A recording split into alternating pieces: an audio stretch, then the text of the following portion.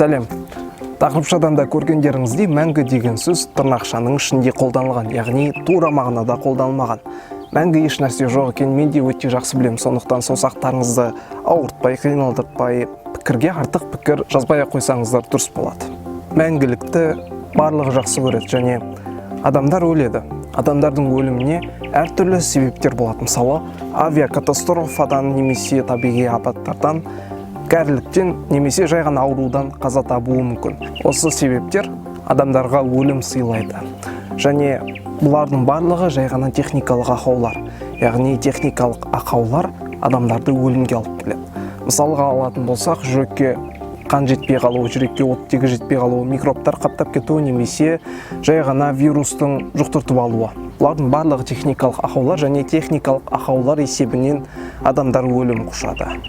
Ешқандай да метафизика емес және білесіз бе, кез келген техникалық ақаудың шешімі болады. Бұрынырақта ғылым білім дамымай тұрғанда бұндай техникалық ақаулардың шешімін табу өте қиын болған.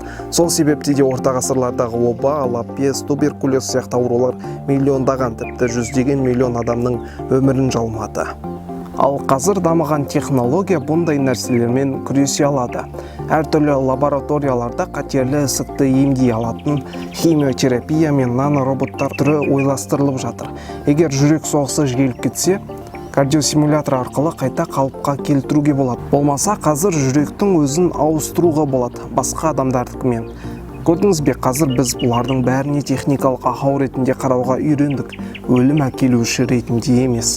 Тіпті дәрігерге барғанда да дәрігер маған не болды деп сұраған кезде, дәрігер сізге туберкулез, сарыауру, қызылша деп айтады. Бірақ сізде өлім әкелуші деп айтпайды, немесе өлім деп айтпайды. Өйткені жай ғана техникалық ақаудан өлім деп қарастыра алмаймыз. Қазіргі барлық деуге болатын шығар. Бүкіл мықты беделді дәрігерлер мен ғалымдардың басты мақсаты осы бір техникалық ақауларды мейлінше азайтып, адамның өмір сүру ұзақтығын, орташа өмір сүру ұзақтығын арттыру болып отыр. Сол салада жұмыс жасап жатқан көрнекті өкілдердің бірі ретінде Обри Ди Грей мен Рэй Курцвейлді айта аламыз. 2012 жылы Курцвейл Google компаниясының техникалық директоры болып сайланады, тағайындалады. Ал бір жыл өткеннен соң ол Google компаниясында Calico компаниясын құрады. Негізгі мақсаты өлім проблемасын жою, яғни өлімге себепкер бола алатын ауру түрлерін мейлінше азайту. Гендік инженерия, регенерациялық медицина немесе нанотехнология салаларында беталыс жаман емес деп айтуға болады. Мысал ретінде Google тарапынан құрылған Google Ventures қаржы фондының 30%-ға жуығы осы биомедициналық стартаптарға жұмсалады. Кейбір эксперттердің сөзі бойынша біз 2100 жылға дейін қазіргі адамның өмір сүру ұзақтығын 2 есеге дейін ұзарта аламыз деп айтып отыр. Яғни қазір 71 жас болса, ол жасқа дейін 2100 жылға дейін 150-ге дейін апаруымыз мүмкін. Өйткені 1900 жылғы жер планетасындағы орташа өмір сүру жасы 40-45 болған, қазіргі кезде ол 71 жас. Яғни 2 есеге дейінгі өсімді көре аламыз. Технология, медицина дамыған сайын бұл орташа өмір сүру ұзақтығы да артып жатыр.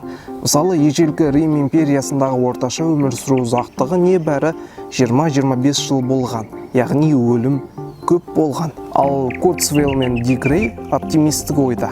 Олар 2050 жылға дейін қазір медицина кез келген ауруға қарсы тұра алатын және ағзасын ауыстыру арқылы өте ұзақ жасай алатын адамды өмірге әкелдіруіне себепкер бола аламыз дейді. Әрине, ол адам мүмкін 500 жас өмір сүру мүмкін, бірақ мәңгі емес. Неге мәңгі емес? Өйткені денсаулықты сақтау өлімді тоқтатудың жалғыз ғана себебі бола алмайды. Өйткені өлімге себепкер болатын басқа да себеп бола алатын нәрселер бар. Мысалға, авиакатастрофа, табиғи апаттар немесе қасақана жасалған қылмыс.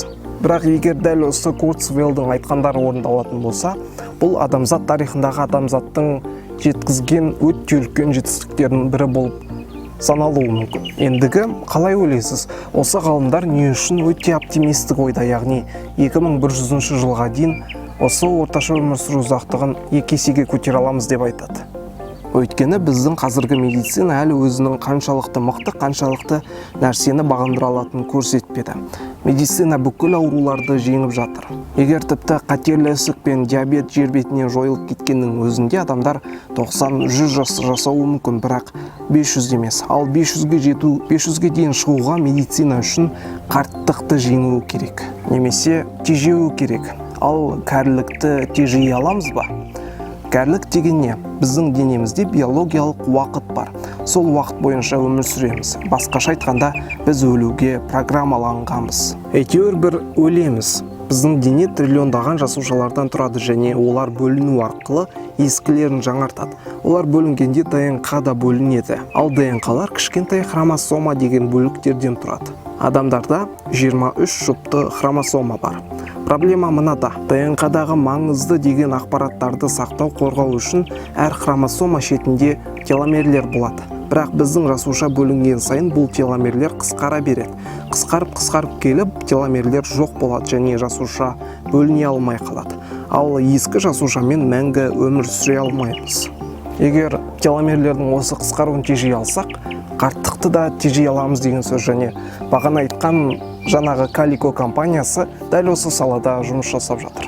Және оған қоса бағана айтқан Google Ventures компаниясының фондының 30%-ға жуығы осы биомедициналық стартаптарға жұмсалады дегенді ескерсек, бұл нәрсе алдағы 1-2 ғасырларда адамның орташа өмір сүру ұзақтығы еселеп артатынына сенім ұялатылады. Ал егер сіз ұзақ өмір жасағыңыз келсе, денсаулығыңызды күткіңіз келсе, доктор Омен деген кісінің «Миыңды өзгерт, өміріңді өзгерт» деген кітабындағы кеңестерді ұсына аламын.